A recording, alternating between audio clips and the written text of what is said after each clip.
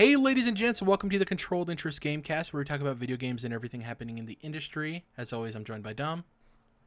Let's praise the sun, gentlemen. And once again, we have at Topher Nunes, a.k.a. Chris Nunes, joining us. How's it going, Chris? Super excited. Just happy to be back on the podcast. I know last time you were on, I think, was the beginning of the year, before all of this debacle went down with COVID-19. Now we're all trapped. It seems like ages ago that you were on, Right. when in reality it was maybe like a month and a half. It just, the way time is going now, I have no perception of time anymore. It's awful. Time's going backwards, but as of today, I think we're moving forwards now with video games. I No, know. The ton of there's news only- we're covering. Jesus. There's only 3 days. Yesterday, today, and tomorrow. That's a Right. good one. Yeah. It fits. Oh, man, it fits. So, yeah, we're going to be going through the rundown as usual. We have two big topics. We have the Assassin's Creed Valhalla stuff to go through, as well as the numerous PlayStation rumors and reports that have been going on. And maybe like an hour and a half before we were set to record, Xbox decided to announce something too. So quite a bit to go through. Let's get to this rundown, though. So the first thing, just a neat little bit of news. If you're familiar with Netflix's Queer Eye show, largely popular, Bobby Burke, who's the house renovator of the show, they did this thing on Twitter this week where they had people submit their Animal Crossing houses, and he basically judged them and said, like, oh, what, you could do this, you could do that. So I just wanted to mention that. I thought it was a really cool use of the Twitter account for Queer Eye, and, you know, kind of building a community bond with people who are playing Animal Crossing right now. I don't know. I don't know if you guys have anything to say about it. I just thought it was a really neat use of social media, especially in this time where people want to connect. Being able to have your house judged by somebody from Queer Eye seems like a really cool opportunity. Yeah, sure.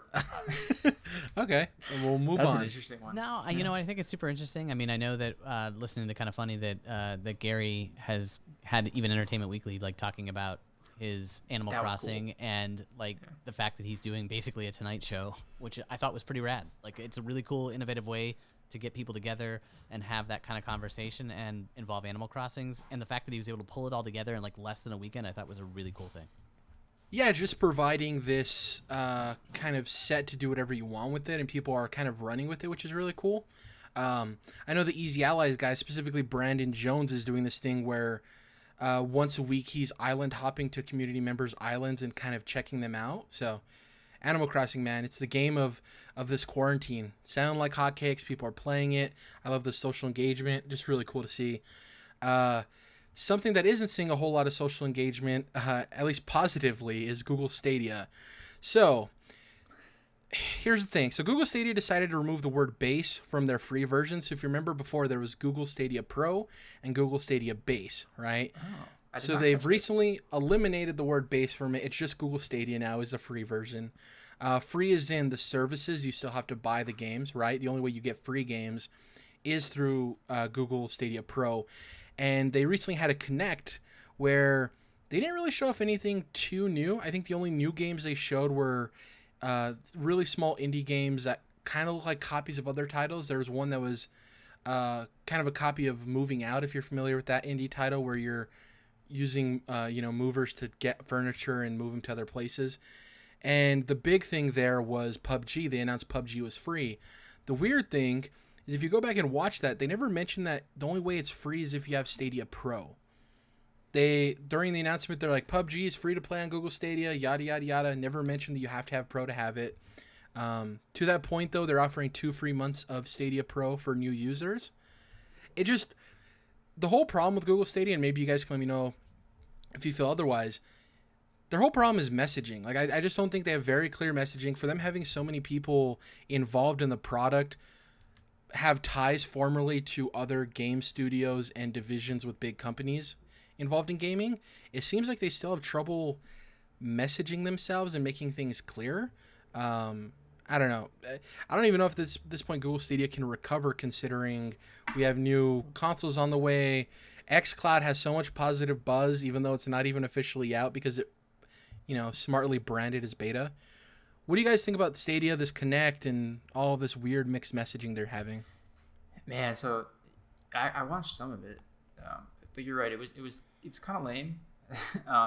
they don't have anything, different and like better. They're not setting themselves apart from anybody, right? Because they have obviously certain things that hold them back being streaming only, but they've not shown anything that's like, well, we have these exclusive games that no one else has. Like, they don't have that. They only have some of the third party games that you can get everywhere else already. So, and not even a launch, right? They just announced Fallen Order is coming out this fall, so it's going to be almost a year after release. And I mean, with the Assassin's Creed stuff we'll get into later, we assume that they'll have Assassin's Creed Valhalla at launch, which is once they can start to get to that place where they're getting games, big third party games at launch, in sync with the other platforms, then that's going to be a big step for them. But most important is they got to start getting some of their some exclusive stuff. I think some of their announcements, I don't even remember it because it seemed insignificant. They have like some first on Stadia things that they announced at this direct, but they were smaller games. So I think they know they need more of that. It's just, that's a hard thing to get, right? Like good exclusives are expensive or hard to develop yourself, right? But I think they have an opportunity come this fall with the new consoles, because if they can message it properly that you can get the same game that you would buy a Series X for on Stadia, but you don't need to buy the Series X. If they can message that properly and put that on display, that's our biggest benefit, is you don't have to buy the console, right? But you get the same next-gen experience without having to buy a next-gen console. If they can figure out how to make that a selling point, then that's going to be a boost. But it's kind of hard to see them getting that right at this point based on what they've said so far. Well, yeah, I think their biggest messaging problem is the fact that they don't have a console, so they don't really know how to message it outside of the fact that you have to purchase something and then use it on a PC, and then your PC. If I'm going to do any of that stuff, I might as well just own an Xbox and be able to play Xbox anywhere and do the same exact thing, but get first-party games that I really want that are day and date with the purchase. So for Stadia, like you said, they're going to have to wait a year. Now we're talking almost a year and a half by the time everything's all said and done to get games that are actually day and date. And at that point, right, you're already a year and a half behind on, and then you're competing with new consoles. It's difficult. And they just don't have anything that stands out. They're kind of in Xbox's shoes, except Xbox has a console, and they're waiting for the studios to catch up. Stadia doesn't have any console, and they're still waiting for studios to catch up in order to make the games for their program. So it's just a big mess, a big messaging mess. And the fact that right now they could be doing such a good job at messaging this with people staying in place, and they're not. I mean, that direct was a waste. Like, to me, it was a waste. Like, they didn't tell me anything more than I already knew. They just showed me a bunch of old games that are now coming to their system. And here's the thing, too, for both the next-gen consoles, real quick. So if you're a PlayStation fan that's looking to buy the PS5, you know that the PS5 will be around in 5 years and you can still have your games. You kind of don't know if Stadia is going to be around. Obviously, there's a lot of assumptions there. With Xbox, you have the same thing, as well as we already know that with xCloud, you're going to have access to your entire library you already own. You know what I mean? So that's already added value there from the jump, from day one. So, and it's a bummer too, because having used a bunch of Stadia back when it was in the beta form, right? I played 60 or more hours of Assassin's Creed Odyssey on Stadia while it was in beta. They didn't even have the name Stadia, right?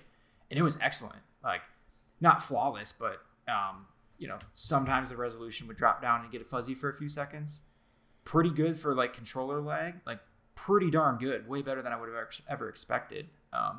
And then being able to switch between laptops and that kind of thing was like fantastic, super convenient.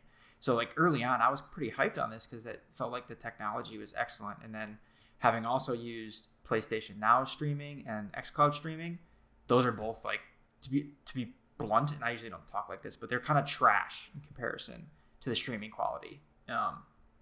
And there's potentially different variables that were at play. Maybe when I was using Stadia, my internet was in a better state. It was the same speeds, but there could have been other things affecting it. But that's why I was excited about it early on. So it feels like they have a really, in my opinion, my experience, they have a really strong technological foundation to the streaming service, and it works well. It's just they don't have the right messaging, the right games, the right service structure, all that other stuff around it is just not hitting. And so that's what bums me out. It feels like a waste of their good technology, Yeah. It's just so difficult to have people, especially gamers, commit to a platform that they don't have any loyalty to and they're not sure is around for the long haul. Especially, we're currently in a time where pockets are going to get a lot tighter, and they already have. And if you're asking somebody, do you want to buy Assassin's Creed Valhalla on Google Stadia for $60, or do you want to buy it for the console you already own? I don't know. They're in a tough place, and I think they're going to be the company that was the first one out of the gate, but they might not end up there at the end. I think they might not even exist when it's all said and done. And you can see whatever PlayStation does and Xbox and maybe even Amazon come out and stabilize, because guess what all these other companies are doing? They're watching Google Stadia fail and they're seeing what not to do. You know what I mean? That's tough that is to say, but yeah, so weird. The other thing I'm curious about is, what do they message in 2 months? This is free for 2 months, so during E3, which would be June, like, what do they message now? Like, it's free now, and then what are we going to message something where you have to pay in order to continue using the product? Like, what else new can they message? Like, this 2 months would have been perfect to message again, or like re-up past that time, so people had at least a month or 30 days, 60 days to continue using it so they could see the product. But now, if you message it right around E3, I don't know what new thing you message that would cause people to go to your service. I have an answer, actually, if they can do it, because the other thing they're lacking, that they're not taking advantage of, you can only use Stadia on PCs through a Chrome browser, right, or Google phones. I don't even think other Android phones can use it, and certainly not iPhones, not iPads, right? In Google Chromecast, that's the other thing. If they can get this running on iPhones, I mean, that's a huge market that opens up, right? And iPads. And frankly, like, if it's possible, it might be tougher, but like Roku's, smart TVs, you know what I mean? That's their biggest. That would be rad. Yeah, their biggest advantage is you don't need the console, yet they're still not available on enough devices. And so, like, they're not taking full advantage of not needing the console. So. The thing that could hurt them too is if Xbox comes out and says, hey, for the next X amount of months, we're letting everybody into the xCloud preview program for free. And it's like, well, do you pay for this to try it out, or do you get into this program for free? It's going to be really interesting. Speaking of Xbox, this is more of a little update, not much news here. But the people over at Double Fine, it's kind of been confirmed that they're working on a new AAA game for the Xbox Series X.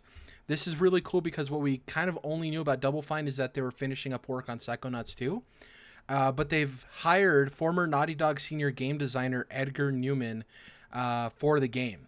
And this was all revealed via job posting that they had done on LinkedIn, where all the job posting latest news breaks on the internet.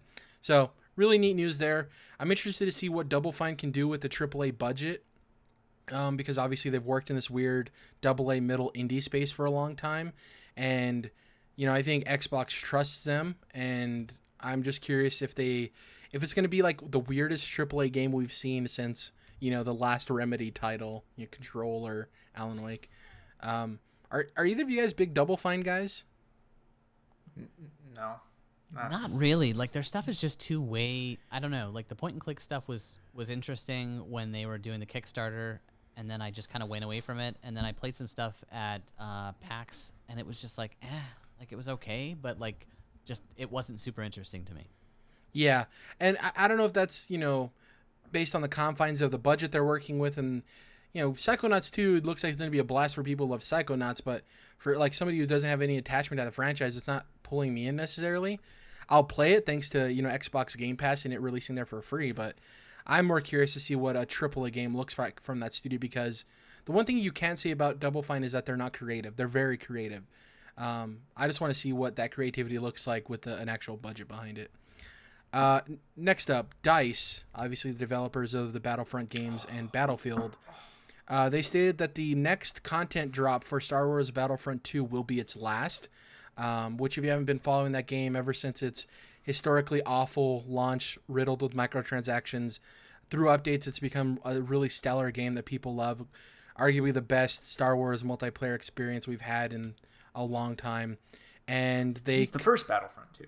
Exactly, yeah, since the first time it came out. They also went ahead and confirmed that Battlefield was coming in 2021. We kind of already knew this. I think in early 2019 we had covered a story where this was all but confirmed that we're getting the next Battlefield, whether that's Battlefield TWO2, because they did the Battlefield 1 thing. Who knows, but it's really interesting. The EA Star Wars deal ends in 2023, right? So if Battlefield's coming out next year, we assume that in 2022 or 2023 we're getting Jedi Fallen Order sequel, right? So do we assume that in that third year, the other year that Jedi is coming out, we get Star Wars Battlefront 3? Because we get this confirmation that it's, done after this last update for the second one? I hope so. My son's obsessed. Like, my son is currently still playing Battlefront 1, owns Battlefront 2. The Scarif stuff is awesome, but, like, he's into it with his friend, and he's kind of mad right now because there's a match where he can't get this elite gun because it doesn't exist anymore. And so, like, he's still, like, finding glitches in the game, and it's a fun game. And the only thing that I'm concerned about is, like, what do you do for Battlefront 3? Because you've done everything in 1 and 2. Like, you've done all of the movies, you've added all of these maps. Unless you try to add a story that actually people care about versus the second one, which nobody cared. I mean, they piped it up, but nobody cared about Battlefront 2's like storyline. I didn't think that the Jyn Erso stuff was that great at all.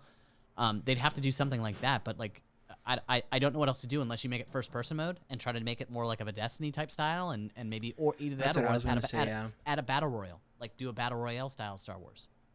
So there is a first person. I mean, anywhere in Battlefront 2, you can switch between first and third. Oh, can you? All right. I'm not very familiar. Like, he plays all the time. Like, I only watch the Battlefront 1 stuff, but I didn't know that. Yeah, but, like, maybe a Battle Royale, maybe that would be something that they could do. I mean, they got to try to think outside of the box because it's really difficult. Yeah, this was interesting because I would never have predicted this because their last bunch of updates have been big new characters, big new maps, and they've all been free. And they've all but removed, like, the loot boxes and microtransactions from this game. And the game has been on pretty much a permanent sale for the last like year or two now. You know what I mean?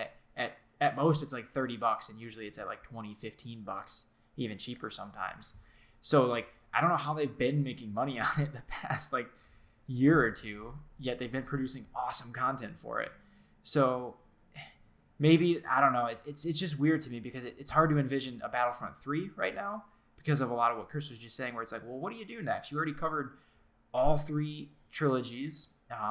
There seems to be some kind of weird stance that like Lucasfilm and Disney have taken with them of like you can only use properties and characters from the theatrical releases, because that was one thing like me and others have like Ahsoka. Yeah, exactly. Like, where's Ahsoka? Like, come on. And even in this latest update, there's new skins and stuff, but no Ahsoka. And they made it in the blog post, I noticed they made it a point to say, we've brought so much stuff in from the theatrical releases of Star Wars. It's like, okay, obviously that's a line in the sand that you're not allowed to cross, even though you want to appeal to the fans. But yeah, so I don't know what they would do next. I assume there'd be like more paid DLC in the coming year or two, but I don't know anymore. This was a big announcement. Like I wouldn't have predicted. So the last content drop is going to be the last one. After that launch, they couldn't charge for DLC and expect that game to thrive at all. You know what I mean? It was not going to happen. And with Battlefront 3, going off of what both of you guys said, I think what they have to do is, to Chris's point, they have to feature a campaign that people are going to care about and sell people as to why this one's better than their last attempt at it. I think that they need to have alternate game modes to have in there to justify a new release. So, like Chris said, a Battle Royale. You know, people love pod racing. That pod racing game that came out on Switch or whatever, or PS4 or whatever it came out on. One. Yeah, a new pod racing game by itself won't sell, and they can't justify that being its own standalone release. If you had a pod racing mode to Battlefield 3, that would be pretty cool. I got another one. I think shifting Battlefront from being a shooter multiplayer Star Wars game to a suite of multiplayer modes for Star Wars, I think that would be a cool way to do it, where you're not just focused on the action gunplay, you're focused on other stuff too, like pod racing or whatever the hell else. I got one more idea. So however many years ago we had Evolve, was kind of a flop, but now we have this Predator Hunting Ground game, and we had the canceled Fable Legends. The Friday the 13th. Friday the 13th. All the asymmetrical games. Yeah. Exactly. So what if, hear me out, EA and DICE, what if you had you and your 4 buddies are clones, and you're hunting, the one Jedi player, and they're obviously more powerful as a Jedi. I don't know. Or 4 bounty hunters. Get 4 bounty hunters and targeting one Jedi, right? Right. And you could either be a Jedi, or maybe you can be like a highly skilled bounty hunter too. I doubt the 4 people, the one with more people, could be a Jedi, because that's not fair. Right. Yeah, that'd be really interesting. Or maybe, the possibility there of like customizing of like, say you can customize your own droid, right? And you can upgrade parts on it that you earn through in-game currency or whatever. And you can have your own custom droid or custom bounty hunter. Everyone loves Star Wars bounty hunters because a lot of them are so cool and mysterious, and being able to make your own would be dope. But I think we're all in agreement that it can't just be Battlefront 2 again. It needs to have something drastically different enough to sell people on why a third one should exist, right? Will they have enough time before the contract runs out? Yeah. I mean, if all this team is going towards Battlefield, so you imagine the entire DICE team like that team that was on Battlefront is now heading towards Battlefield. By that time, and they're finishing, I don't know if they'll have enough time before the contract runs out because they only have, 3 years left? And I'm not, well, DICE has multiple teams too, so I'm not sure how their workflow is of like, there's a primary and a secondary team, right? So the moment they launch Battlefront 2, the primary team moves off of that, starts working on pre-production for the next game. The secondary team is the update content team, right? So I don't know how that will flow, because then the moment they release Battlefield, that gives them 2.5 years to make Battlefront 3. The primary team, we assume, if that's the case. Like we were saying, so 2020, we have nothing really Star Wars. 2021, Battlefield, which I don't know if, do you think Jedi Fallen Order can get turned around in 2 years by Respawn? I don't know. I doubt it. I wouldn't think so. The thing about it, too, is the contract is an exclusive contract, right? So, one, it could obviously be extended, right? Yeah. Or, I mean, just because, say, Battlefront 3 is halfway done development and the exclusive contract expires, like, that, I mean, to me, there's no reason they would stop development on that. They could, it could still happen, you know? But it depends on how much they feel they tarnished that franchise period with the release of that game, because Disney probably doesn't care about how it's faring now to the niche audience who's still playing it. They're like, well, we just had this, this publicity stunt that went awry. And to your point, I think Respawn will continue to be able to make Star Wars games because they nailed it. I don't know if Disney's going to allow these other studios that EA has to make them. You know what I mean? Because like you said, just because it's not exclusive doesn't mean EA can't continue making them. It's whether or not Disney allows these other franchises to exist. We'll see. Who knows? That and the other thing that scares me is the amount of crunch that would be involved if these people were trying to get it done fast enough to get it under the contract time. If they knew that they weren't going to have a contract outside of whatever it was that they were working on, and how fast they had to get it out in order to make that deadline. Yeah.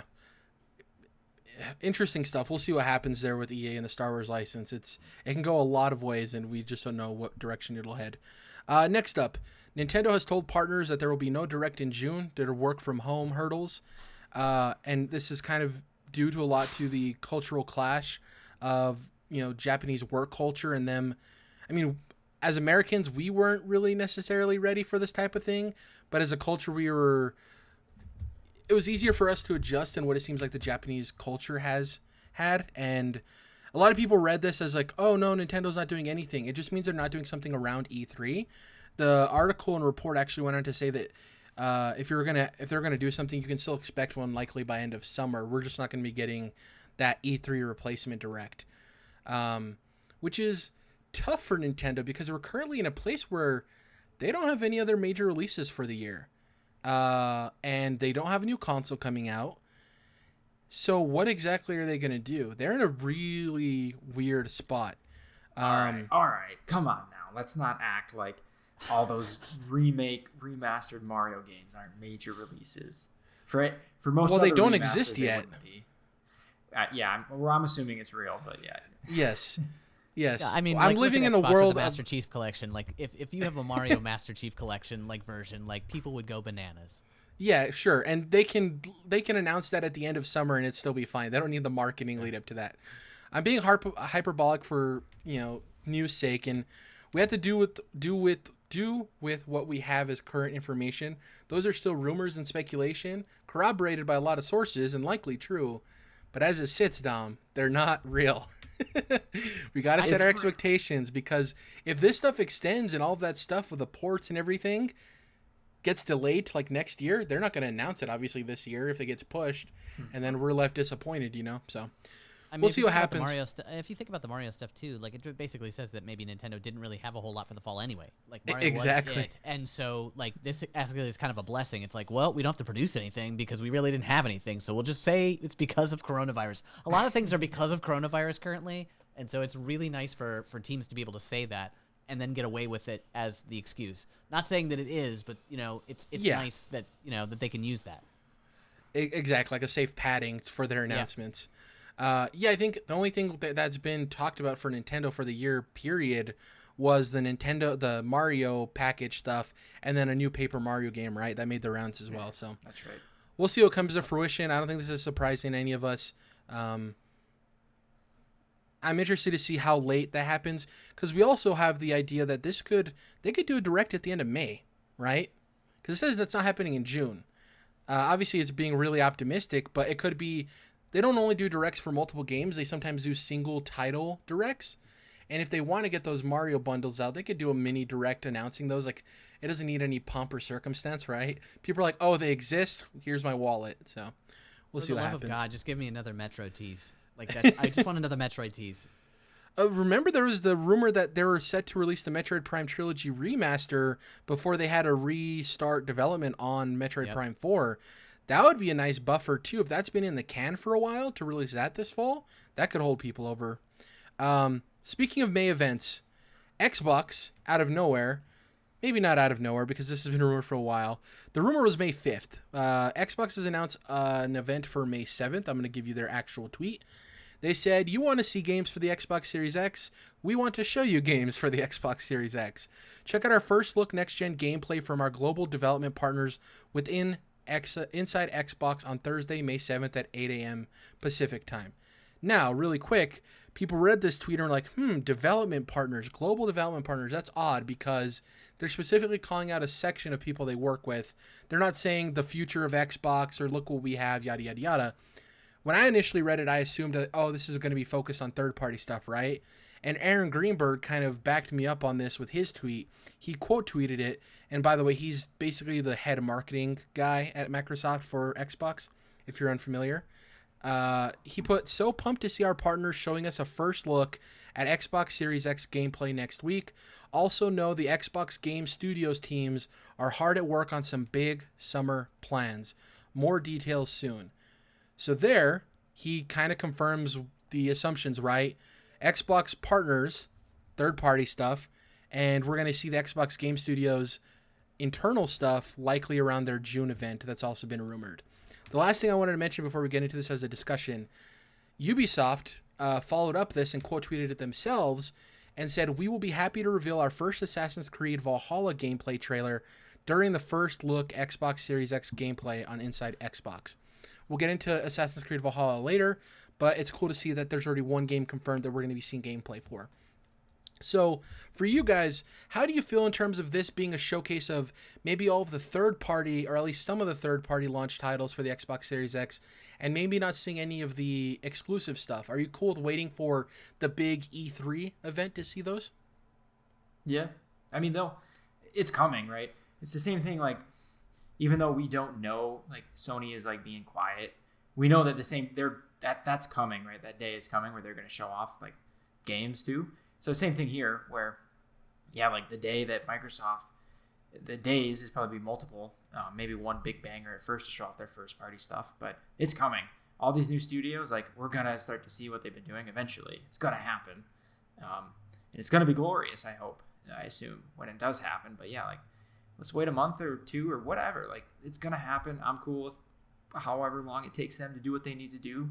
Working from home, and it's tough. So yeah, for now, let's see some more Assassin's Creed and whatever, probably Call of Duty, whatever else, third-party wise they got to show. Should be cool. Yeah, still.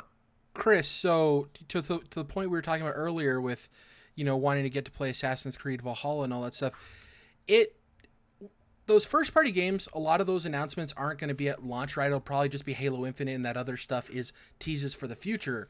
So wouldn't it be safe to say that this could be the more hype show, because we could likely see most of the games featured in this be launch titles that we can get our hands on by the end of the year? Yeah, I think so. It's such an odd opening for a brand new console to be showing other people's stuff. Like, to me it is. Like, I would think that if you were Xbox, you'd want to be showing off what you had. So I know they want to hold Halo close to the vest only because they want to show it off when they're actually giving the price. It'll soften the blow on when everybody sees exactly what it is and what it costs. and they still don't know when they're going to release it. So I'm sure that's why they're holding off on all of this information, whereas these third-party developers don't have an E3. So what they're trying to do is get their information out. It's like the gates are off. They don't have to hold tight to the E3 thing. It's like, okay, let's just start showing information because we've got games and we want to talk about them. I just think it's weird for Xbox to not want to show at least some first-party stuff when they say, oh, hey, we're going to be doing a presentation and our first thing that we're going to show you is other people's things. Like, to me, that's just weird. It's a weird presentation for a brand new console and a brand new generation. That, to me. But then again, we have Sony who's staying so quiet that it's like, listen, you need to speak up soon. Like, all the talk in the magazine is great, but you need to show us stuff. Like, we need to see things now. Yeah, I think it would be weirder if PlayStation is doing this solely for the fact that Xbox had its unveiling at the Game Awards last year, right? Where we saw a tease at Hellblade, and we saw a tease at a bunch of other stuff, and then we had the thing in early February where content creators got to actually take apart the console itself, right, and put it back together and talk about the features coming to the console. So they have all of this information out there already, and it's all about expectations too. So when they say it's going to be on inside Xbox, I think that sets a certain level of expectations for what they plan to deliver. On top of the fact that I do think they want the splash at that E3 thing of like bang, bang, bang, bang, bang, bang, bang, because they can control the narrative there. Because as it sits currently, right, the only thing we have in June is the IGN Summer of Gaming, which we know some of the developer or publishers that'll be a part of that, and the rumored timeline for the PS5 event, which is looking like either end of May or beginning of June. So if Microsoft's able to come on and display their stuff after PlayStation, they can do the targeted, price kind of jab that these console developers are known for doing, on top of the fact that they can control the news post that moving into the console launch itself. Optimistically, I think that we could see at least Halo Infinite, but the fact that they made it such a point, several people, to focus on global partners, I don't think that's the case. What would be cool though, Elden Ring. Where the hell has that game been? That's a partner. That's a global partner, right? So where's Fable? Exactly. Well, that one, at least we've seen Elden Ring. We know Elden Ring exists. Yeah. I just think that this can be a lot more hype than people are expecting. And to your point, like, why would you have your first event not show your games? But then again, if you have strong enough, they still might partnerships. Yeah. Exactly. And Assassin's Creed has Xbox marketing. Cyberpunk has Xbox marketing. Like, if they can snag the marketing deals with all of these major next-gen launch games, and everyone thinks that all of them, because the average consumer can think that these games are exclusive to consoles. I've seen it firsthand where people are like, oh, I didn't know that game was on the other console. I thought Destiny's it was exclusive to PS4. Yeah, like that. Yeah, that sort of deal. Yep. And so the other thing I think we'll see, and we're just going to start to see more, and probably at this event too, is Doom Eternal coming to Xbox Series X. Like, we've enhanced this, and this, right? Yeah. Certainly, you mentioned CD Projekt. Like, they're going to show off the Xbox Series X version of Cyberpunk at an event like this, right? So I think we're going to see a lot of that. And then, Division 2, even older stuff but it's going to be important to have a presence on the new consoles. I think we're going to see a bit of that, where it's not quite as exciting as a new game, but it's still important. Kind of like padding is a bad way to say it, but you know what I mean. Like, that's going to fill out some of these events too, is old games showing off their smart delivery upgrades, kind of. And from a marketing perspective too, like, if you're Xbox and you aren't ready to divulge price, but people are hungry for information, this is a great way to like prop up and get your name back in the circle of things again, especially since the last mention was PlayStation and the controller and all that other stuff. You're back in the mix again. Hey, these games are transferable from Xbox to Xbox Series X. Your money is valuable to us. We understand that sort of thing. And if they're not ready to show what they have, at least this gets that out there and kind of softens the blow when they tell you it's going to cost you $5.99 or $6.99. You get to see the product before you actually get to know the cost. Well, and to the point earlier too with the marketing stuff, even if they don't snag marketing deals with certain games, people seeing it for the first time on Series X will start to associate those properties with that new console. So I think it's a win-win all around.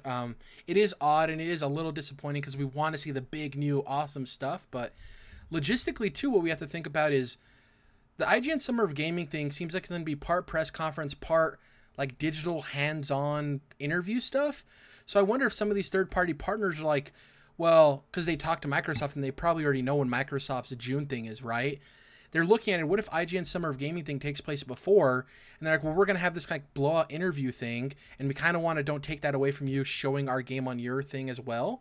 So this is a nice like workaround of like, we'll work with you, Xbox. We'll deliver what we can show about the future of next gen for our game. But then we also want to be able to have this deep dive that happens before your other event, right? There could be some weird logistical stuff like that we don't even know about because of Corona and where everything's lining in terms of events. Who knows? You're talking about that, and even in the Assassin's Creed thing, they didn't get very specific about the date. They were just like, hey, I mean, I know we're going to be talking about that next, but it's, in holiday 2020. They don't want to talk about it because they don't know when Xbox and PS5's coming out. They don't. So they were just like, okay, it's holiday 2025 until we get a date from them because we don't want to give a date and then have you all spend your money on PS4 when we want you to spend it on PS5 because we want you to be in the next gen. Yeah, or Microsoft already knows the date they're shooting for, and they're like, yeah, here's a date, but obviously you can't say anything because we want that announcement. Sure. So some other positive news for Microsoft as well, and Xbox specifically. Their CEO, Satya Nadella, came out and shared some pretty astounding numbers for Xbox as a service. So it has Xbox Live has nearly 90 million monthly active users. So to put that into perspective, that's not necessarily individual subscribers, that's monthly users. So two people can share an Xbox and both be considered Xbox active users. But the number itself is still really impressive. For comparison, PS Plus has 32 million subscribers. So obviously a third, but those are confirmed subscribers, not just active users. So it's really interesting there. The second one, Xbox Game Pass, and we'll get into all these after I name them all, has more than 10 million subscribers. As of October 30th, 2019, PS Now reported 1 million subscribers to its service. So huge disparity gap there. And the last one, Project xCloud has hundreds of thousands of active users in preview. That one's like cool. That's great for that. Not really as astonishing as the other two. The one I wanted to focus on real quick is Xbox Game Pass having more than 10 million subscribers. Now, I know some people are going to look at this and be like, well, of course, they give the service away for $1. Yes, for 1 to 3 months, and then people pay full price. You know what I mean? And if everybody who was in it was paying the $10 monthly fee, which obviously isn't the case, the revenue from it would be $1 billion. Even then, looking at that total of what it could be, it's still pretty crazy. PS Now only having 1 million subs in October, that number's probably gone up. I would figure with Corona and everything, it's probably near 2 million, making an assumption. But even then, to be 1/5 of Game Pass, it just shows the power of that service. We talk about all the time on this podcast how it's the best value in gaming. If I was a kid these days and I could pay $10 to have access to hundreds of games, it would be awesome because I grew up, and I'm sure you guys were no different, of I could maybe get one game every couple of months, maybe 2 games a year at that. So the value is insane, and I think it's going to grow with Game Pass probably being included for free with the Xbox Series X via a 3-month membership or something, right? So what do these numbers mean to you guys, and are they as crazy as they sound on paper? Anyone? I would say so. I mean, if you look at the install base, like when you're looking at it, PlayStation has a 3-to-1 on Xbox on consoles, but then you have a 3-to-1 on Xbox Live. So what's more of a value, the one-time purchase of the console or the continued value of the Xbox Live and the Game Pass service? If I was Xbox, that's why you're not panicking, because you have that revenue stream coming in on the back end versus on the front end. And you know that when that back end catches up with the front end, all of a sudden you're just going to overtake, as far as value is concerned, what PlayStation has to offer. So it doesn't really matter that they're losing out on the console sales because they have all the back end structure all set up to continue to take revenue for as long as, possible. I mean, they're adding brand new games. They just added Red Dead Redemption 2. It's ridiculous, the value that it offers. Yeah, I think it definitely highlights the silliness. I just said silliness. The silliness of trying to isolate a single metric as being successful. Also who's winning, but yeah, as being successful, right? Because you can look at several other metrics that like first party game sales or console sales, where obviously it looks like it's in favor of Sony, but Microsoft would smartly figured out, well, we can win some of this back a different way, and through this service, which they are, right?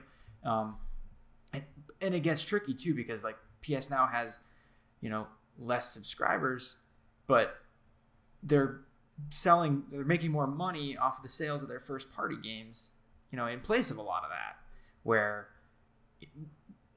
like Microsoft wouldn't be making as much money off their first party games, but instead they're making a shit ton of money off Game Pass, right?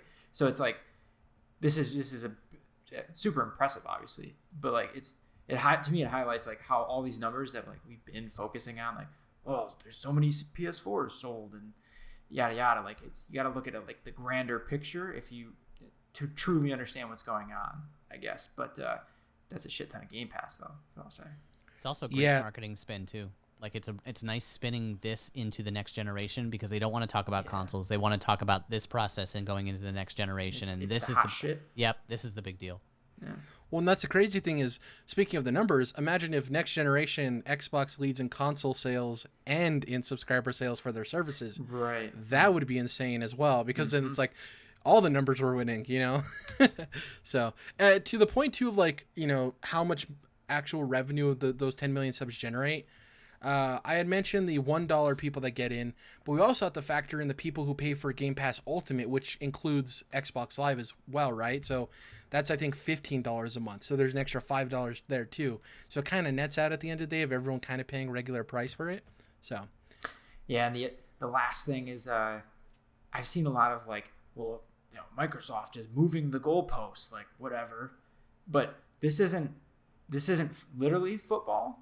There's not a specific set of rules except for like, I guess, laws, but you can move the goalposts and still it's win. Called PR and marketing. Yeah. Well, I mean, yeah, if you aren't winning in one place, then win in another, and you can still win overall. Like, you can move the goalposts. That's allowed. That's like, that doesn't make what you're doing less important. It doesn't make you less of a winner. Like, you're still winning if you're winning, right?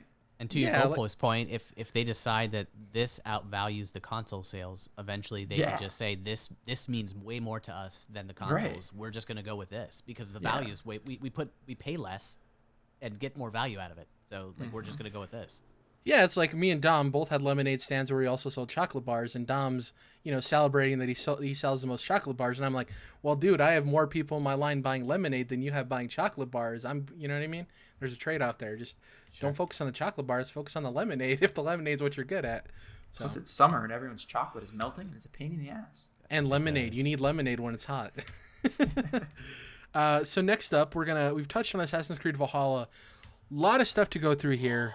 Quite a lot. So the way we're going to parse it out is I'm going to go through the information about the game that has nothing to do with the actual gameplay of the game first. We'll talk about that, and then we'll go into the details that Eurogamer got in terms of the actual gameplay and the systems and all of that, okay? So on April 29th, out of nowhere, Ubisoft hosted a stream where famous fandom graphic designer Boss Logic, who if you're not familiar, get familiar, does a lot of really cool Photoshop stuff. He got really popular to the point like he works with Marvel and all these big movie studios now. It's really cool. So he worked on concept art. They said live. I'm assuming it was probably pre-recorded. And it revealed the setting for the next Assassin's Creed title. Obviously, to this point, there were rumors it was going to be called Ragnarok and it was going to be focused on Vikings. That was partially true. So the game was revealed to be heavily Norse influenced and be called Assassin's Creed Valhalla. A reveal trailer was posted the day we're recording this podcast, which is April 30th, the day later. Ubisoft Montreal stated on Twitter that the game was co-developed by 15 Ubisoft studios. Now, to put that into perspective, obviously Ubisoft has a lot of studios.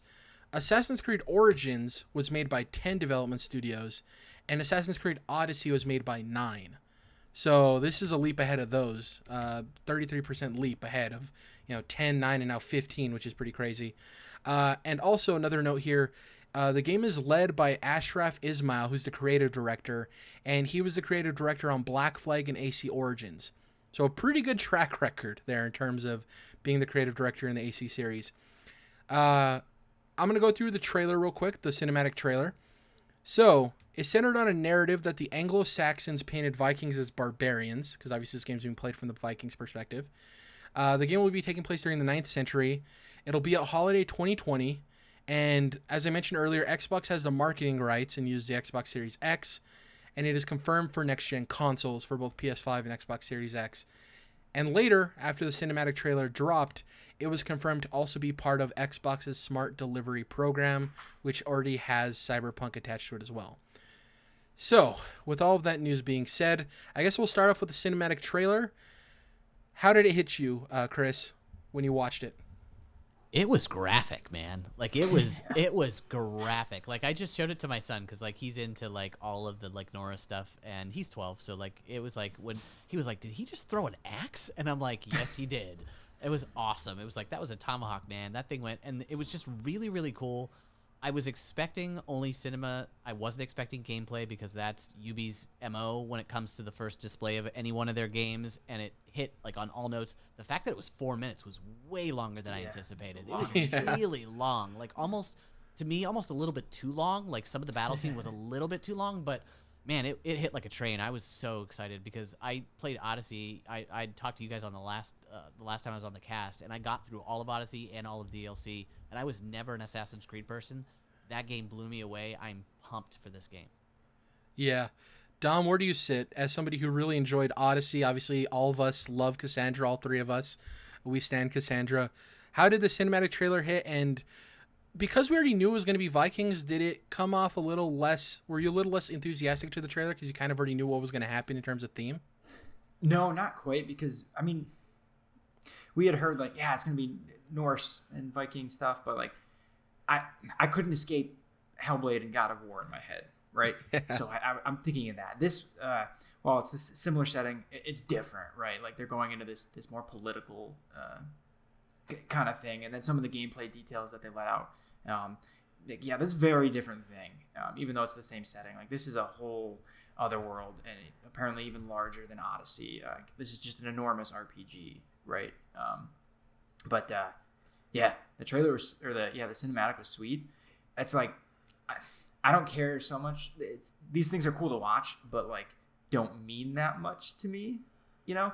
Because it's like, oh, I want to see the gameplay, right? I want to see what actually is going on here, which we will get, obviously. Well, to that point, how do you feel that like less than an hour after this trailer dropped, we got confirmation we're seeing it next Thursday, right? We're seeing gameplay, which is awesome, because then the people like me who whine and bitch about like, well, but we didn't see gameplay, right? It's like, well, hang on, just keep, read the last line in the blog or whatever, and like a week away, you will. So it's coming. This is a cool cinematic tone piece to give you an idea of the world and what we're trying to set up, and I think this is as good of a way as you can reveal a game, right? The Boss Logic thing was cool too. I peeked in and out of that while it was going on. It was long, obviously, but it was cool to see like somehow how that stuff gets made by that guy. It was pretty interesting. But yeah, then following that up with a dope cinematic trailer, violent, like Chris said, and then being like, yeah, there's the Xbox thing next week, and we're gonna show off this game, and pre-orders are up. Let's Valhalla this shit up, guys. So we're gonna go through some gameplay details now, because there was a lot. There's even a lot that I'm missing here. I'll try to get through as much as I can, and then afterwards we'll talk about the stuff that excites us the most, because it's a lot to parse through, if I'm being honest. It's quite a bit, but it's all of it's really exciting. So these details come via Eurogamer's interview with lead producer Julien Laferret. He has a French name, so I'm trying to do as best as I can. Eivor. So the name's spelled Eivor, and I thought it was Ivor. Turns out it's Eivor. So I thought it was Eeyore. Eivor is the protagonist. Something that wasn't confirmed in the cinematic trailer but was afterwards is that you can be male or female, separate voice actors, the whole shebang. So unlike Odyssey where it's separate characters, it's the same character but you're choosing their sex. You can also customize beards, tattoos, and war paint. Sweet. Gear and Viking longbow will also be customizable, which we kind of assumed. This is one that is huge, and I know, Chris, we talked about before the show that we're not huge fans of the naval stuff in Assassin's Creed. So there's gonna be no firing cannons, and naval battles have been dialed back for historical accuracy. Thank God. So obviously, Vikings weren't known for having these cannons on the sides of their ships and firing away. They're pretty much known for running up on beaches and running onto land and taking what they could. So I'm glad, because I'm even more excited now that I don't have to worry about dumb naval battles where you have to, like you said, Chris, you have to swim underwater and hide yourself and do all this unnecessary garbage. Sure. Next up, Village Settlement Hub. So this is going to be a place where decisions play out, a home for your comrades. Focus isn't on defogging the map, but rather the narrative centers on your settlement. Center of your quests and decisions is the settlement. Big story arcs begin and end there, as well as romances.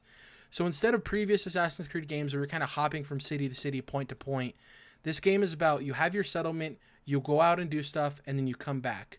A lot of the stuff you're looting is for upgrades to improve your settlement, and it's kind of the narrative focus of the entire game, which I like. I don't know if you guys remember, so the last 2 times we've had something like this was Homestead in Assassin's Creed 3, which wasn't that great, and then in one of the Ezio games, you had that one like castle area that you kept going back to. Sorry, it's been a while since I've played the Ezio trilogy, but I think 2. I think it was 2, yeah. So the settlement thing isn't entirely new to the AC series, but I do like this focus on, having a place to be. I guess we can have a discussion here real quick before we get to the rest of it. This settlement idea seems really cool if they nail it. Like, what do you guys think about this? I guess, Dom, we can start with you in terms of how you feel about it. It reminded me a bit of Fallout 4, where it's like, yeah, you have a settlement and you can build. I don't think the building is going to be quite like, literal Sims style building, but more like bringing people in and doing stuff for people and that kind of thing. But Fallout 4, the settlement stuff ended up being mostly pretty lame, and most people didn't want to mess with it. It was like something that kind of got in the way of the other cool stuff you wanted to do. Whereas this in Assassin's Creed, the way they described this, I was way more excited. I was like, that sounds cool in a new way. Something that evolves this franchise a bit that it doesn't really need, because it's evolved a lot the past 2 games, right? But yeah, it sounds pretty cool how they described it with the settlement thing here. So and the difference, I'm excited. The difference too with Fallout is that with Fallout you could choose your settlement, like it could be in a numerous location throughout the map, right? Right. And it wasn't really narrative focused entirely, whereas this seems like it's going to be a set location on the map, and obviously story is going to be taking place there, and it's going to be prominent and important. So I like the comparison, but it is different. I just hope it's not fetch questy. Like, that's the problem. Like, I don't want it to be like a person comes into the settlement, then you have to go on a fetch quest because the person came into the settlement. I don't want it to be like Red Dead Redemption, where it feels useless. Like, I'm basically just bringing stuff back, and it means nothing. Like, I need it to mean something. Like, I'm bringing money in, and you can physically see the homestead getting bigger, or more people are coming in, or something where it's important. Versus like Red Dead just felt like it was a waste of my time. Like, I wasn't putting money in the bucket because it didn't matter. Well, my hope is that it's partially Civ, right? Where like, you go and you raid all these settlements, you get X amount of gold, wood, iron, right? You come back and you have a menu of, okay, do I build a new stable so that way I have more soldiers? Do I build a new this so that I have more like houses so I have more settlers? Do I build an armory so I have better equipment? I hope it's like that, where you're building stuff that'll actually influence gameplay, and it will have direct reflections on your relationships with those characters too. Like, whereas Kojima style? That's the other one. I guess I'm not familiar with any Kojima games, so I guess Kojima style, yeah. I was thinking about the last version of what Boss had the home base, and was adding into the bases and stuff like that. So that's kind of where I was going with it. Okay. The interesting thing too is they don't really talk about if you have to defend your settlement, because if you're upgrading stuff, I wonder if there's going to come a point where, depending on what you upgrade, can influence what happens in the story. Right? So like, if you don't upgrade an area where your romance is necessarily living, this is just an example, I wonder if they could potentially get killed in a raid that happens on you, right? So your decisions of what you decide to upgrade and where you decide to upgrade can have drastic effects. So who knows? That's one thing. I think that should be a focus of the gameplay next week, because this is going to be one of the biggest selling points, is selling the settlement to people and make sure it's not lame, and make sure it's not fetch questy. Like, show us what the return and reward is for doing it, right? You were going to say something? Yeah, I was kind of curious on why they didn't run 2 different storylines, and why they're running the same storyline with the character. They ran into issues when they did Cassandra with that DLC, where it became a big problem, and they had to switch out some stuff. Yeah. So I'm curious if they decided to just go with one storyline because it was easier to stay with one storyline versus trying to split that storyline off. Yeah, for sure. I think that's probably it. And it creates just more work for them, and I think maybe they felt that work didn't justify it. And if at the end of the day Cassandra and Alexios had the same story, hopefully it was Cassandra's story, it wouldn't really have changed much. People wouldn't have been mad about just switching between the characters, right? So, who knows? Where did we leave off? Oh, so the settlement affects alliances such as weddings to forge relationships with clans. So, I don't know if you'll be able to have people get married in order to, like, build your army with other, like, smaller Viking clans. Sounds really interesting. And also consequences from harsh choices you have to face, which we kind of touched on, depending on maybe what you decide to upgrade or not upgrade. Instead of exploring one territory, then moving on to another, you'll go on an adventure and then be encouraged to come back to your settlement. We touched on that. That was actually a direct quote from the director. And here are the last couple of gameplay details for you guys. 1, hunting, fishing, dice, and drinking games will be in the open world for you to partake in. There will be traditional Norse fighting competitions, which they describe as Viking rap battles, which is a really weird... they're trying to sell that to the modern gaming audience. I doubt it's anything near an actual rap battle. Dual wield almost any weapon. Super cool. Correct me if I'm wrong, you couldn't dual wield in Odyssey, could you? Not that I know of. I don't think so. Because everything was like large one-handed weapons from what I remember. Yep. Or like large two-handed weapons. Yeah. The spear, those long axes, yeah. Giant Oh, I'm hammers. thinking of Dark Souls. Yep. Dark Souls 2, I think.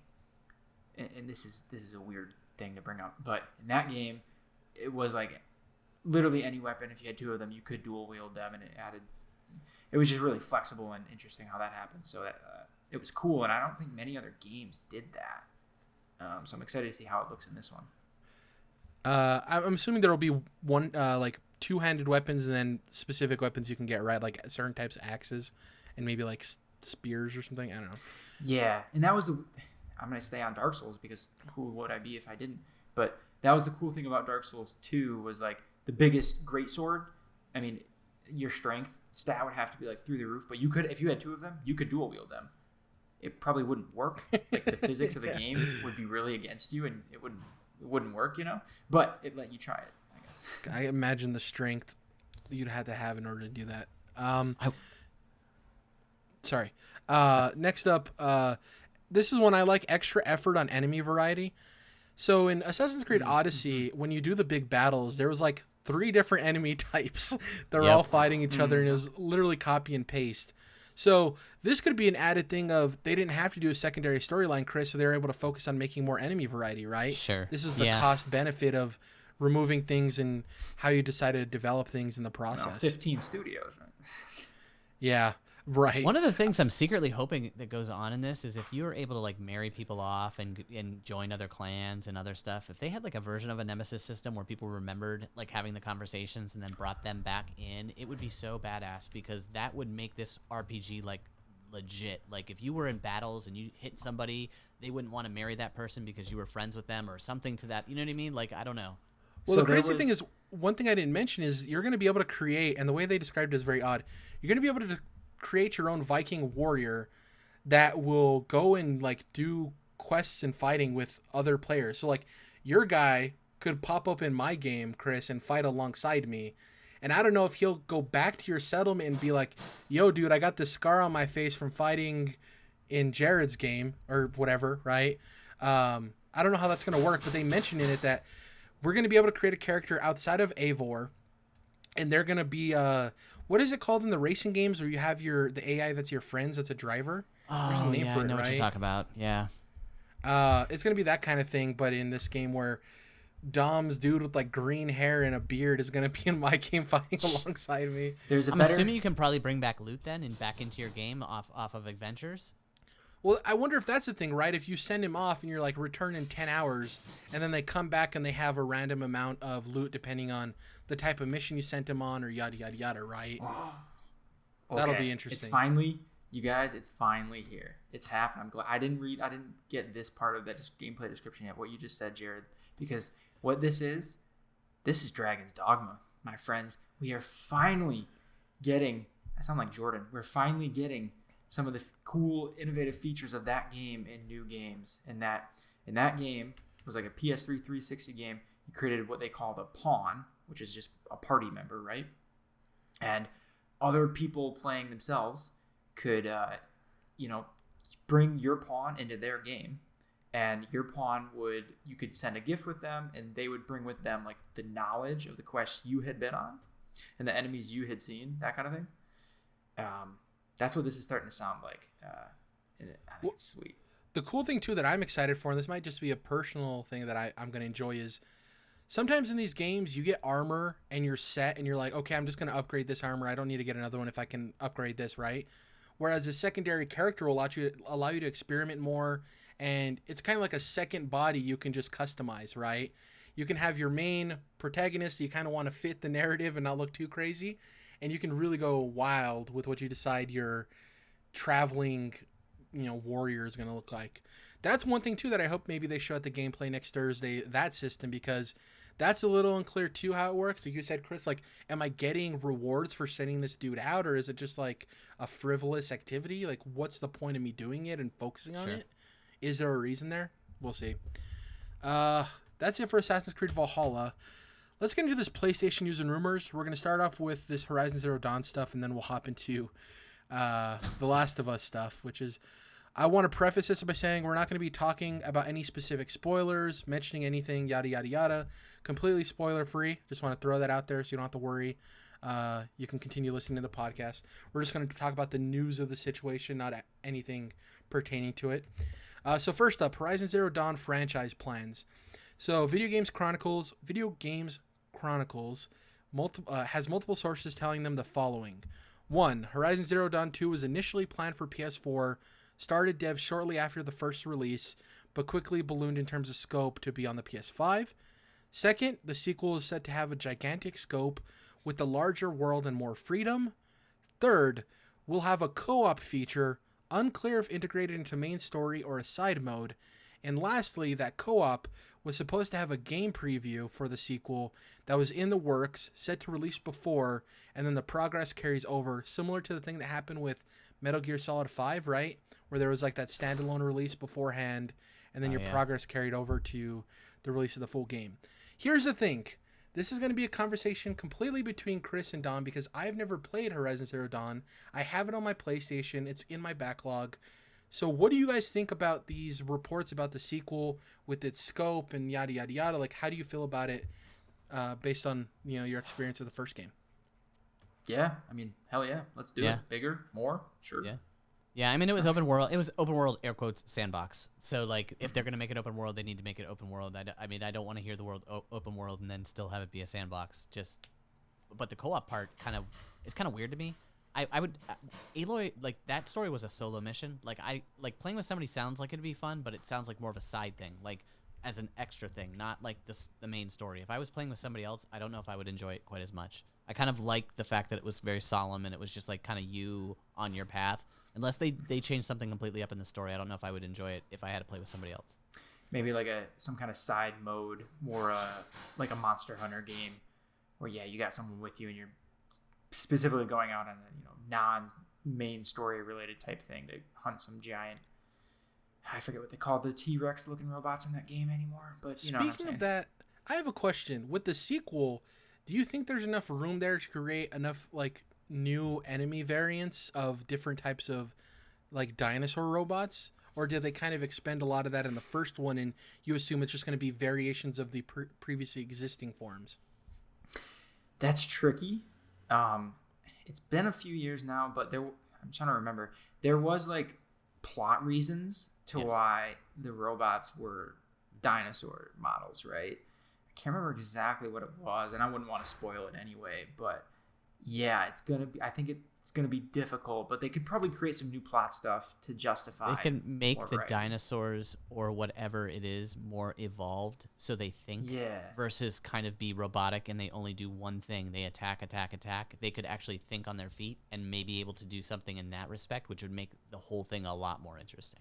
So the leap would be an AI as opposed to actual visual differentiation between them. Yeah, I would think if you made the AI, if you made those characters smarter. Or like maybe be able to like, I don't know, like pin you, circle around you, like do things that weren't just like in a back and forth pattern or, up and down pattern, because they were very patternistic the way that they were set up. I think that might make it more interesting. This might have already happened in the first game. Sorry, real quick. Do some of them have like elemental powers? Like some of them can like breathe fire because they have like a flamethrower in them or something. Yeah. Yeah. I mean, but nothing Especially like in the DLC. Yeah. Oh, I didn't really get through the DLC, so I yeah. If you're saying that, there, yeah. It was all one element in the DLC, but yeah, it was there. The Frozen Wildlands. Yeah. Yeah. Frozen Wild. Yeah. The cool thing about that game though was like the plot. It all made a lot of sense. I'm struggling to remember it again, but and how it ended on a cliffhanger. It ended on it ended set up for a second. Like I fully believe that when they were like, oh, we didn't really know it was going to be. Yeah, you knew it was going to be a trilogy because they set it up as like a cliffhanger. It was like Star Wars. It's like it ended right where like we know that there's another one's coming, so it's not a surprise that they were planning a second one right up the rear. Yeah. The biggest complaint. Sorry, go ahead, Dom. There's definitely some constraints around how they create more enemies, like especially with how the plot works into stuff. And it's harder for me to picture it and like think of what they might do, but they're creative folks, and I'm sure that they'll figure it out. The biggest critique I saw from the game was that it kind of had a little uncanny valley to it. Like the eyes kind of seemed dead with a lot of characters. So I hope that's something that they're able to fix with the power of the PlayStation 5. We'll see. I'm going to get to it before the sequel comes out. So I'm crossing my fingers it's not a launch title, so I have enough time to play it and beat it. We'll see. Next up, so official PlayStation Magazine UK, some hyperbole happened. So basically, it came out that the July issue, which the way magazines work, I know magazines, a dead medium, they release a month before they're dated, right? So the July issue comes out in June, so far and whatever. So the July issue basically has a thing on the front of the cover that says, we're showing off the latest games coming to the PlayStation 5. So from that, people assumed, okay, well, if this July issue is coming out, then that means that the PlayStation event has to happen before this, because how would they know about PS5 games if they haven't been announced yet, right? That was kind of the logic. So this whole Twitter thing went off, and you know how Twitter is, yada, yada, yada. So basically what happened, official PlayStation Magazine's July issue coming in June will feature PS5 titles. The internet took from this information that it confirms a June PS5 event. Official PlayStation Magazine responded, saying that people are getting carried away, especially the ones with theories that the mag was going to be revealing Horizon Zero Dawn 2. And they also stated that the PS5 title cover line isn't a reference to a PS5 event. So, here's the weird thing about this. Though they state, it doesn't directly relate to a PS5 event, do you think they're going to run a story solely about Godfall? You know what I mean? Like, there is something to the assumption that we'll hear more information from Sony before this magazine comes out, or at least by the time it drops. But yeah, this hyperbole of like, oh, the magazine's revealing Horizon Zero Dawn 2. Like, where did they get that from? It's the way the internet works, man. I'm glad that they came out and said something, because this magazine could have just been like, yeah, let them build the hype. This will help us get more sales in the magazine or whatever. But they were like, no, we kind of want to, simmer down these expectations because people are running wild. I don't know if there's anything there for us to talk about. I just thought that it was nice to mention, a company, putting out the fire that is internet hyperbole. Yeah. PS5, I don't think I have much. Lastly, this is kind of the big news of the week. A two-parter. So we're going to talk about the leaks first and then the good news afterwards. So earlier this week, most of The Last of Us Part 2 was leaked online. Videos and text, including major plot spoilers, the end of the game, including the end of the game, spread across the internet. Unconfirmed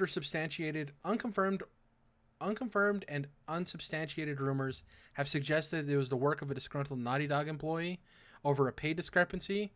The reason this is gaining traction is due to the recent reports of the developer having a toxic crunch culture that sours its workers. Obviously, none of that is confirmed. That's just total speculation by people putting, one thing to another. Yeah, and I think, not hot take, but did it like fucking fresh news or whatever. Before we started, like Jason Schreier pretty much debunked like the source of that one, based on what he had heard or something. So not to say isn't some truth to it, but that version of what was being told was not true. And there's probably the truth is somewhere in the middle, right? Because Jason talked about, I saw the tweet, he said, people love working at Naughty Dog, but the crunch does get to them, right? On the opposite end of that, like we talked about earlier with that guy going to Double Fine, they do see a lot of their developers leaving. Like a lot of them actually went to the Initiative, right? So somewhere in the middle is the truth, right? It's not this wonderful company where crunch is the only issue, and it's also not this like terrible place to work. The truth often lies in the middle. Yeah, the for them believing it's a Naughty Dog employee, I doubt it was actually somebody who worked in Naughty Dog. I think the worst case is probably a contractor, right, or somebody who's part of quality assurance. It had to be somebody who had access to the stuff, because if they're able to leak a build of the game, essentially, they had to have some type of access or know somebody with access. So the other thing I consider too, because I'm going through this audit thing at work with IT or whatever, but like an actual employee, you know, was working from home doing more of that than usual, and like, you know, their 14-year-old son hopped on the laptop or whatever and, you know, got slick and downloaded something, or you know what I mean, something like that, or just a security breach in general, right? Because of the work from home stuff, or whatever. Yeah. And, you know, everybody who works from home, their personal servers probably aren't that secure. And it depends on how much trust Naughty Dog has in their individual employees, right? Of like, no, you need to have this in place, yada, yada, yada. But there was some good news from all of this. I guess before we move on, did you have anything to say about the leak in particular, Chris? You didn't have a chance to chime in there. Yeah, I felt like people jumped on Twitter immediately and were like bashing, you know, this is because of Naughty Dog and their crunch, and, you know, all the rights to these disgruntled employees, and they felt for the disgruntled employee in the fact that there's crunch, but, you know, nobody should be leaking this stuff. I think that people need to kind of calm down with jumping on news immediately when it posts, and maybe take a step back just to find out all the facts first. You know what I mean? Yeah. It just really kind of blew up quickly, and I think it was people being angered that the information was given out like on a game that they were really anticipating. Yeah, and it's such a narrative-focused game, right? Where like the story is the game. So, I'm sorry, I'm dying. 1 second, I need to get a drink of water. Yeah, but to that, I think that people were just really angry that a story-heavy-based game had basically the ending and a lot of information leaked to the point where on Twitter I had to like block The Last of Us, Last of Us 2, Joel, Ellie, anything. I don't want to know anything. So, and to the point, because we're talking about this, I'm not going to be looking at the comments for this video. So just to let you know, if you're out there listening on YouTube, I'm not going to look at the comments. I'm sorry, just the way it works. I'm fortunate if I haven't had anything spoiled for me, thankfully. Hopefully you guys are the same. Same. Thank God. Yeah, and it's a minefield out there. I think as the months go on, well, the game comes out in a couple of months, they'll still be online, but it won't be as crazy as it was this first week, thankfully, and it'll be a lot easier to dodge. But it sucks, especially for a game like that, because, you know, if Apex Legends leaked, it's like, yeah, that sucks for them and their announcement. It doesn't have all the hype, but like it's a multiplayer game, you know what I mean? It's whatever. Whereas a game like this, it's like it is its story. And I know some people have made the argument of The Last of Us is great because of the writing and the character interactions, and the story is just kind of like a vehicle to experience all that stuff. And though I partially agree with that, I do think that there's something to getting hit by something you never saw coming, and it will take it away from people who know that. You know, it might not be a whole lot, but I do think you lose something in playing a narrative-based game when you know stuff that happens. So I have a good comparison, a good analogy. Because the word spoiled it feels like all encompassing, and the whole thing is rotten and no good, right? Like spoiled, like a spoiled fruit that like you can't even take a bite out of anymore. The whole thing's fucked, right? That's not what spoiling. Even if you found the ending to this game, you could still get like a shit ton of enjoyment out of it, right? The gameplay is probably gonna be good, yada yada, whatever other. Just particular story moments might not hit as hard when you know they're coming, right? But maybe it's better like a banana where like part of it is bruised. You can still eat the rest. And it tastes good. But that one bruised part, you kind of throw it away, and it's not as you missed out on that. But that's, you know. It's like when people get moldy bread and just tear off the gross parts and eat the rest. I'm like, it's not a risk. Don't do that. Take. No, it's not a risk I'm willing to take. But if you want to do that, you can. I like my stuff non-spoiled or at all. Drinking milk on the exact date. No. Yeah, so let's get into the good news, because there is some good news. A couple of days after the leaks reached a fever pitch, by coincidence or necessity, this is just my interjection there, PlayStation announced The Last of Us Part 2 would be releasing on June 19th. And you're wondering, oh, wow, wasn't Ghosts of Tsushima supposed to come out in June? That got bumped to July 27th, a month later. This announcement came weeks after Sony pointed towards uncertainty with the retail shipping processes, among other things, for the indefinite delay. That's where I want the conversation to sit.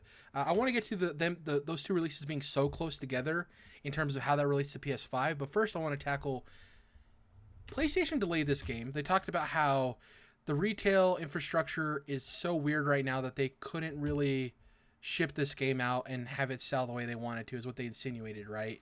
Get this to everywhere they wanted. It's tough for me, and this is just me speaking, to believe that that stuff cleared up enough for them to fully dive into this. I'm not saying that I think the leak 100% contributed to them moving up the release date or landing a release date, but I don't think it played a 0% factor in the whole thing. I think this was a culmination of different things of like, how confident are we in the retail infrastructure? Man, it would suck to have this game come out as late as possible with the fact that everything's leaking right now. I think it was a lot of things coming together. I wouldn't even be surprised if they knew the leaks were going to happen before they actually happened. Because if they did have a security breach, they could see that on their end and be like, well, hopefully this doesn't happen, but brace yourselves for a possible leak, you know? We don't know that. So, I don't know. What do you guys feel about them having this date come so quickly after the fact that it was delayed indefinitely for it to release a month later? Well, yeah, because it was probably they probably had different dates in mind and projections and estimates, and depending on how their supply chain, you know, they can see all that, right? And they didn't want to say a date and for something to change. Like, it was just a little unsure, I assume, when they said indefinite, right? Which is why they probably put that on. It feels weird because, yeah, indefinite sounds like it should have been longer, but probably they always hoped that it would only be an extra month or two or whatever. So I don't think it's not that weird, I guess. Because certain parts of the world, I mean, we're starting to get back to normal. I say that slowly and hesitantly, but as far as shipping stuff, I mean, yeah, we're not exactly going to theme parks, but some stuff is coming back to normal, right? Yeah. Well, Chris, to this, don't you think there's something to the fact that this game has had release date mismanagement before COVID even happened? I was just going to say that. I think the word indefinite. I think the word indefinite was more of like, hey, we can't bump this again to bump it again. Yeah. So rather than do that, let's use the word indefinite, and then even if we bump it up 2 weeks, which is what they did. The people that are the losers out of this are Sucker Punch. It's like, Jesus, man, like you're really gonna move to Ghosts of Tsushima now, and now like we have to go on the heels of The Last of Us. We know people are gonna spend money on that game. So the money that was going to be used in that month, like you just said, Jared, maybe 2 games a year, right? Like people purchase, so 2-3 games a year, and on top of in a console year, Ghost of Tsushima is going to end up going out to die. It's going to end up being Days Gone, where like a year from now, everybody's going to be like, oh, remember that game? I should probably play that. So I just feel like it's not going to get the love that it deserves. Well, and the conversation to that as well is like, for them to only have them separated by a month, as much as PlayStation loves their exclusives and loves to have them breathe, it makes me wonder about why they're so focused on making sure these games are out months before the assumed release of the PlayStation 5. Like, I wonder if they want a clear delineation between the two, right? Because the closer those games are released to the next-gen console, maybe the assumption is that they get upgrades or some weird thing, and then there's the whole conversation about PS4 backwards compatibility. I don't know, just with them two releasing so close together, it's telling me like, yo, PlayStation wants a clear divide between this is the last PS4 game, this is PS5, right? They want it as far apart as possible. I don't know. I think that's probably playing into it, but I picture it more like they're both done as shit, right? And you can't hold on, like the cost of holding on to something when it's done. With investors like, too, yeah. The money you're not making when you're holding on to something, like usually games like are being pushed to the limit and getting them out as soon as possible before they're done, right? So like holding on to something, all the money you'd be sacrificing, making from, in 1 month that you're delaying Ghosts, like maybe there's like 10% less sales because it's now on the heels, it's closer to The Last of Us, right? But they value having up 2 months more of sales that they wouldn't otherwise if they delayed it farther out. You know what I mean? You can't like hold on to shit. Like that's not smart, because like you want money now is worth more than money later, right? You can't just hold on to something. But to that point, go ahead. Sorry, go ahead, Chris. I was going to say they might have been holding on to The Last of Us for the fall in case PS5 didn't come out. If they have an idea that it's probably going to make shipment date, then they decided to just release it as opposed to hold on to it because they needed something for the fall. Yeah, that's true. They could have said indefinite because, if we have to push PS5, we can move this to fall and we're good financially, right? So that is a good point as well. Of, oh, no, we're good with PS5. We can put this where we want to put it. The tough thing with the release date stuff is I agree with you, Dom, is the longer they hold something, that's money they're not making. But there was all of those talks about how when Last of Us was initially reported to be coming out, Ghost of Tsushima got pushed when it was delayed again, you know? So it's like, well, how many times internally has Ghost of Tsushima been delayed that we didn't know about, right? So, yeah, it's just the way PlayStation treats their exclusives. For two of them to release within a month of each other is not in character for PlayStation. Obviously, this whole year is not going to be in character for people, but it is odd because they like their exclusives to breathe. And like what Chris said, they know that Ghost of Tsushima is going to lose out on sales releasing a month after their most anticipated game probably of the generation, you know?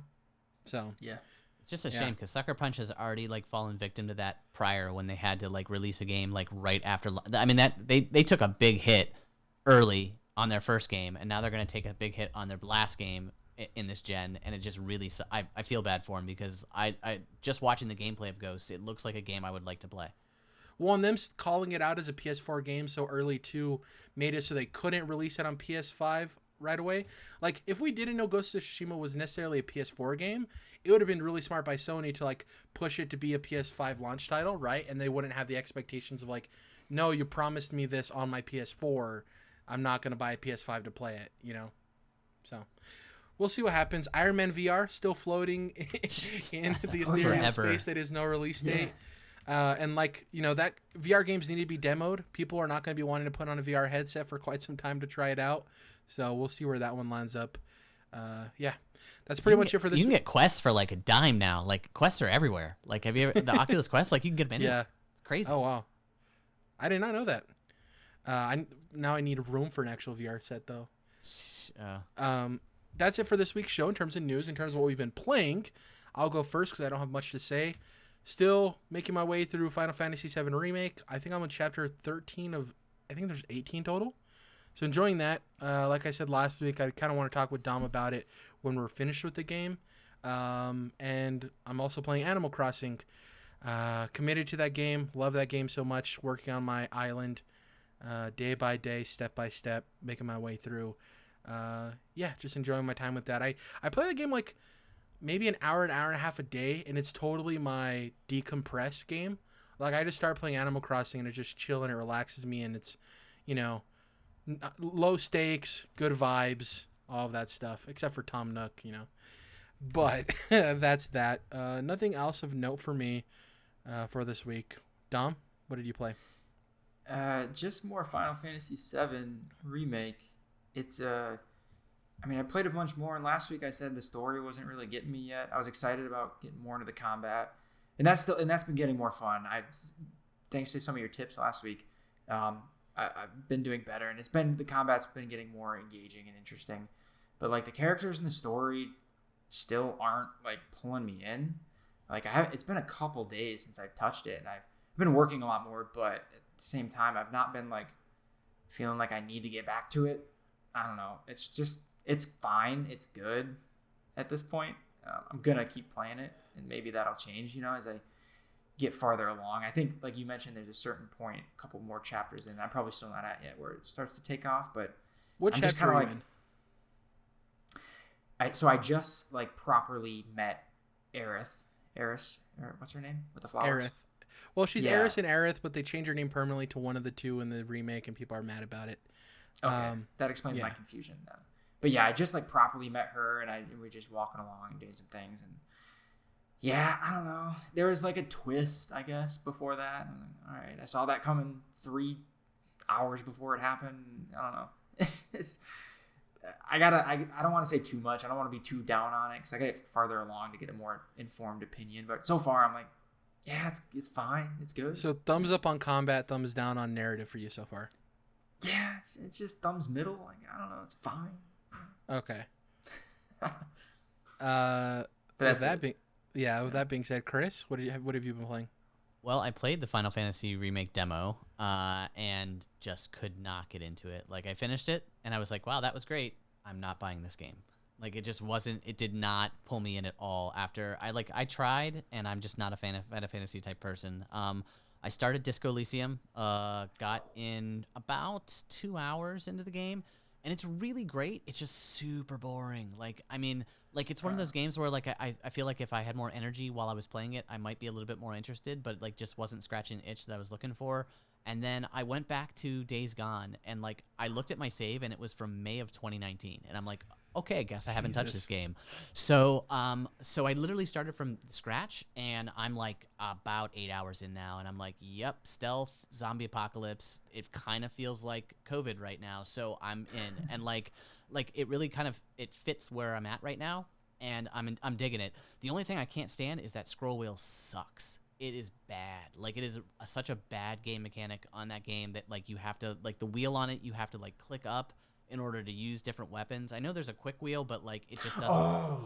It just constantly does this. Like, it's extended and extended and extended. It's like you have to slow down time, and they're attacking you while you're in the midst of that pause screen, so you don't want to be in it too long. It really is just terrible. It's terribly done. Like, if they could fix it to, like, maybe how The Witcher was, because The Witcher was a little bit more, it was a little bit quicker, like, a quicker screen, it might make the gameplay a little bit more interesting, but the game itself I'm really digging. I forgot all about that because I had just gotten done platinuming Days Gone. I think it took me almost 60 hours oh like wow, a month or two ago, you know, but I was really into it. I loved it. But yeah, I forgot. I don't know how I never mentioned that weapon choice with the scroll wheel is such shit. I forgot. It is so bad. So Jared, it's like normally, you know, you hit your pause menu and you got a wheel and you pick a gun, right? Yeah. Or whatever. And this has like a second level where you go in a direction, and then that opens up a second level wheel, basically. And you have to hit R1 and R2 in that second wheel in Yeah. order to either upgrade something or to like fix it or bandage yourself. And it's like you have to have that claw hand while you're like trying to do that, and zombies It's are all finicky. chasing you at the same time. Yeah. It'll pop you back down to the first level when you don't want it. It is like the low tier of UI design I've ever seen, actually. I forgot all about that, yeah. I'm really happy that game demos are coming back because it helped all three of us in a sense. So me and Dom played the demo. It sold us on the game when we bought it. Right, Chris? For you, you played the game and you were like, no, this is definitely for Final Fantasy VII Remake. And you're like, oh, I played it. It's definitely not for me. So the demo worked. It sold us on it, and it made sure you didn't make a poor purchasing decision of a game you weren't going to like. I just like the demos are returning because they serve a really strong purpose. Mm-hmm. So reminds me of the 360 days. Yeah, right. That's it for this week's show. Thank you guys for listening. Before I get into the whole rigmarole at the end, Chris, can you please let the people know where to find you on the internet? Sure. I'm on Twitter at Topher Nunes, TOPHERNUNES. Awesome. Yeah, go follow him. Good follow. Yankees fan? Giants fan? Huge Yankees fan. Huge Giants fan. Unapologetic about it both. So if you guys can, go over to Twitter and follow us at Jared_ for me, at Dom's Oreos for Dom. Collectively, we are at CTRLINT, that's Controlled Interest Abbreviated. If you head on over to iTunes, leave us a review. It helps us out in the algorithm there. On YouTube, search Controlled Interest. We pop up, subscribe, hit the bell notification because the sub boxes on YouTube, you just can't trust them. And we're on Spotify, which is really cool. It took a while to get approved, but I'm glad we're on there. Love Spotify. It's where I listen personally to my podcast, so anytime somebody finally moves on over, it's great. And what am I missing? I think that's everything. We'll catch you guys next week where we'll be talking about the Xbox Series X Inside Xbox Assassin's Creed Valhalla event. All those words. So, yeah, thank you again, Chris, for joining us. We really appreciate it. Love having you on. Awesome. Thank you for having me. And we'll see you guys next time.